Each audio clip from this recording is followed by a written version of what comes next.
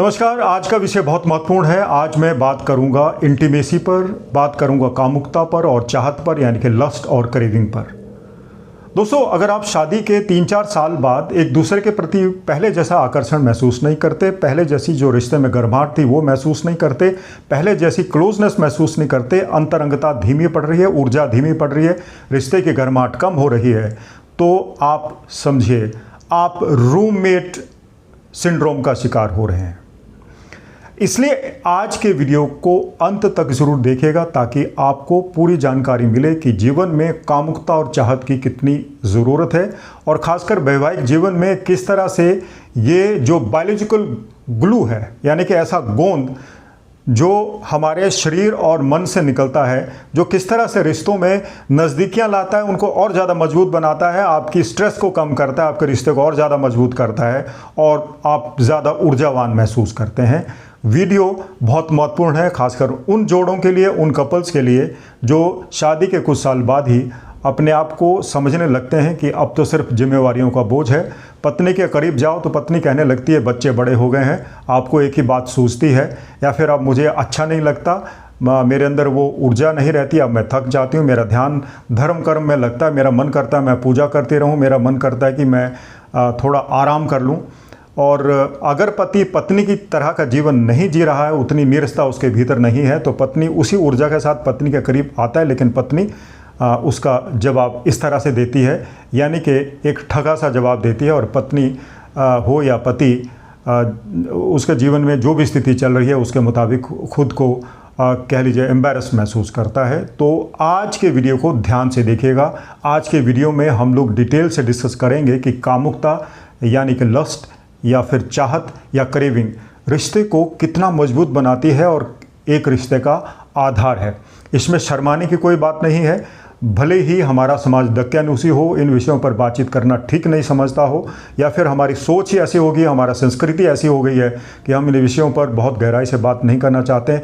यही कारण है कि रिश्ते कमज़ोर पड़ जाते हैं, टूट जाते हैं, डिवोर्स हो रहा है, या फिर सेपरेशन हो रहा है, या पति पत्नी अलग रहना शुरू कर देते हैं, या फिर जो सुख एक दूसरे से दे सकते हैं वो कहीं बाहर भी तलाशने की कोशिशें शुरू हो जाती है। इसलिए कामुकता को समझना बेहद ज़रूरी है, चाहत को समझना बेहद ज़रूरी है, यानी कि लस्ट और क्रेविंग रिश्तों के लिए बहुत ज़्यादा ज़रूरी है। क्यों ज़रूरी है, अब मैं आपको वैज्ञानिक रूप से समझाने की कोशिश करूंगा। देखिए दोस्तों, रिश्ते का आधार सिर्फ सेक्स नहीं है, रिश्ते का आधार सिर्फ फिजिकल इंटीमेसी नहीं है, रिश्ते का बहुत बड़ा आधार भावनात्मक जुड़ाव भी है। और भावनात्मक जुड़ाव के लिए हमें क्या करना चाहिए, क्या हो कि हम हमेशा ही पहले की तरह करीब रहें, पहले की तरह ही हम लोग एक दूसरे का साथ एंजॉय करें, पहले की तरह ही हमें एक दूसरे के करीब आने का वो लालच रहे, वो आकर्षण रहे जो पहले से था। उसके लिए हमें क्या करना चाहिए? उसके लिए हमें ये समझना है, बहुत ज़रूरी है कि लस्ट और क्रेविंग को कैसे बना के रखना है, उसे क्यों ठंडे नहीं होने देना है। क्योंकि जो शादीशुदा ज़िंदगी है आपकी सेहत पर डिपेंड करती है, आपके मानसिक शारीरिक स्वास्थ्य पर डिपेंड करती है। और शादीशुदा ज़िंदगी यानी वैवाहिक जीवन तब तक आपका चलता रहता है जब तक आप जवान हैं, आपके शरीर के भीतर स्फूर्ति है और आप ऊर्जावान महसूस करते हैं। तो आज के वीडियो को समझने के लिए पहले समझते हैं कि हमारे लिए एक दूसरे के करीब बने रहने के लिए क्या क्या करना होता है और किस तरह से जो हमारी लस्ट है, किस तरह से हमारी चाहत है, उसको बनाए रखना है। मैं आपको 7 बिंदुओं पर बात करूंगा। इन बिंदुओं को चाहें तो आप नोट कर लीजिए और अपने मन में बिठा लीजिए, या फिर वीडियो को बार बार देख लीजिएगा। तो इन 7 बिंदुओं पर आइए बातचीत करते हैं। देखिए, जब एक पति पत्नी का जोड़ा नज़दीक आता है तो बायोलॉजिकल डेवलपमेंट्स होती हैं। 2 हार्मोन्स का स्राव होता है। एक हार्मोन है डोपामाइन और दूसरा है ऑक्सीटोसिन। डोपामाइन हार्मोन को हम लोग अक्सर रिवार्ड हार्मोन भी कहते हैं। वो एक दूसरे के करीब आने से आता है, एक दूसरे के बारे में सोचने से आता है, पैदा होता है, उसका स्राव होता है। और जो ऑक्सीटोसिन है दोस्तों, ऑक्सीटोसिन हार्मोन को हम अक्सर लव हार्मोन भी कहते हैं, बॉन्डिंग हार्मोन भी कहते हैं और कडलिंग हार्मोन भी कहते हैं, क्योंकि इस हार्मोन के स्राव के बाद हमें इस तरह की फीलिंग्स आती हैं, बायोलॉजिकल चेंजेस आती हैं। और ये जो 2 हार्मोन्स मैंने आपको बताया, डोपामाइन और ऑक्सीटोसिन, ये एक गोंद की तरह का काम करते हैं रिश्ते में, एक दूसरे को चिपकाने का काम करते हैं, एक दूसरे को और ज़्यादा बांधने की कोशिश करते हैं। तो ये जो बायोलॉजिकल ग्लू है ये करीब आने से हमें मिलता है, और जो हमारा भावनात्मक आधार है, शारीरिक आधार है, ये दो हार्मोन्स तय करते हैं किसका कितना स्राव हो रहा है और किसका हार्मोन लेवल कितना व्यवस्थित है, कितना बैलेंस्ड है। तो सबसे पहला जो पॉइंट था मैंने आपको बताया वो है बॉन्डिंग, वो आती है ऑक्सीटोसिन से। और दोस्तों लस्ट और क्रेविंग या फिर चाहत और कामुकता हमें रूममेट सिंड्रोम से बचाती है।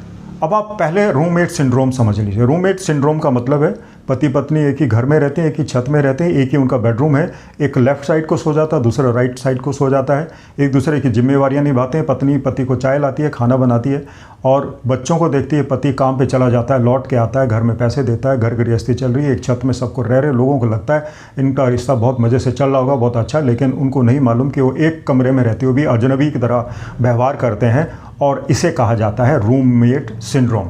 तो जब पति पत्नी के बीच में कामुकता है, चाहत है यानी कि लस्ट है और क्रेविंग है, तो ये रूममेट सिंड्रोम से छुटकारा मिलता है, एनर्जी उनको महसूस होती है। और ये चाहत और ये कामुकता रिश्ते को फंक्शनल नहीं बनाती, इसके भीतर में रोमांच भरती है, और पति पत्नी रोमांच के कारण ही एक दूसरे को ऊर्जा देते हैं, और रिश्ते में वो गर्माहट बनी रहती है जो हमें ज़रूरत होती है जिसकी, क्योंकि ये गर्माहट सिर्फ शादी के 3-4 सालों के लिए नहीं है दोस्तों, ये आयु पर्यंत तक, अंत तक बनी रहनी चाहिए।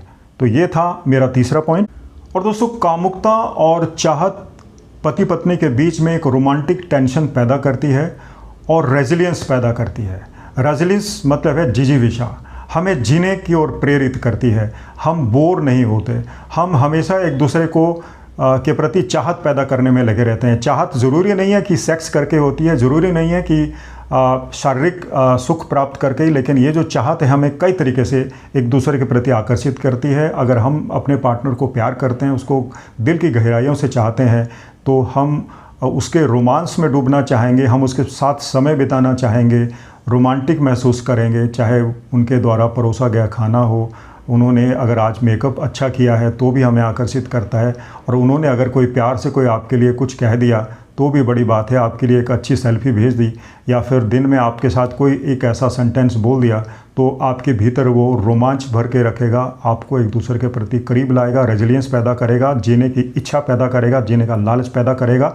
क्योंकि अगर आपके मैरिड लाइफ में ये कामुकता, ये चाहत, ये लस्ट या क्रेविंग नहीं है, तो आपका जीवन दोस्तों नीरस हो जाएगा, बोरिंग हो जाएगा, आप एक दूसरे से बचने लगेंगे और आपको एक दूसरे को छूना, करीब आना भी बुरा लगेगा। इसलिए ज़रूरी है कि जो कामुकता है, चाहत है, उसको बनाए रखिए।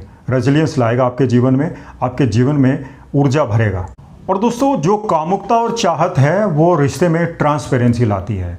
एक दूसरे के प्रति जब हम सरेंडर करते हैं तो हम नज़दीक आते हैं, हमें एक दूसरे के ऊपर भरोसा होता है, हम एक दूसरे के बहुत ज़्यादा करीब महसूस करते हैं, हमें एक दूसरे को बहुत गहराई से प्यार करते हैं, एक दूसरे की इच्छाओं की पूरी करते हैं, एक दूसरे की भावनाओं की कदर करते हैं, एक दूसरे को बेहतर समझते हैं, एक दूसरे की स्ट्रेस भी कम करते हैं। तो जो छठा पॉइंट है वो इसलिए बहुत ज़बरदस्त है कि ये रिश्तों में नज़दीकियाँ लाता है। और जो दोस्तों ये छठा पॉइंट है, ये इमोशनल स्टेबिलिटी हमारे जीवन में लाता है। हम ना बहुत ज़्यादा दुखी होते हैं, ना बहुत ज़्यादा हम इतने आनंदित रेख में बहुत ज़्यादा चले जाते हैं, बैलेंस रखते हैं। एक साथी अगर उदास है तो दूसरा उसकी उदासी दूर करने का काम करता है, और दूसरा और अगर महसूस करता है कि मेरा साथी कुछ और नेगेटिव सोच रहा है या कुछ स्ट्रेस लग रहा है तो उसकी स्ट्रेस दूर करने की कोशिश करता है।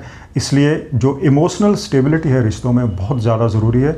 ये रिश्तों को मजबूत तो बनाती है, हमारे शारीरिक और मानसिक स्वास्थ्य को भी बहुत कह लीजिए सहारा देती है। तो दोस्तों अगर आपने अपने जीवन में, अपने वैवाहिक जीवन में बहुत देर तक कामुकता को बनाए रखा है, आकर्षण को बनाकर रखा है, चाहत एक दूसरे के प्रति आपने बनाकर रखी है, तो उसका आपको एक बड़ा फ़ायदा होने वाला है कि आपके रिश्ता हमेशा बैलेंस रहेगा, कोई आपके भीतर किसी तरह का कोई विवाद नहीं होगा। और दोस्तों ये आपके वैवाहिक जीवन की, आपके मानसिक स्वास्थ्य की और शारीरिक स्वास्थ्य की जो ऊर्जा है उसके बीच में और भावनाओं के बीच में भी संतुलन पैदा करता है। और सबसे बड़ा जो इसका प्रभाव होता है वो होता है सुरक्षा। अगर आपकी चाहत गहरी हो गई है, बहुत देर से आप एक दूसरे को चाहते हैं, एक दूसरे के प्रति आकर्षित रहते हैं, एक दूसरे को बहुत गहराई से प्यार करते हैं, तो उस रिश्ते में जो सुरक्षा आपको मिलती है ना, वो दूसरे रिश्ते में आपको कभी नहीं मिलती, जो अस्थिर होते हैं। इसमें स्थायित्व आपको मिलता है, स्टेबिलिटी मिलती है। तो ये 7 पॉइंट मैंने आपको गिनाए हैं। इन 7 पॉइंट्स को अगर आप अच्छी तरह देखें तो कुल मिलाकर जो इंटीमेसी है, कुल मिला के जो कामुकता है, जो चाहत है, जो लस्ट है, जो क्रेविंग है, वो न केवल आपके रिश्तों को मजबूत बनाती है बल्कि आपको भावनात्मक रूप से भी करीब लाती है।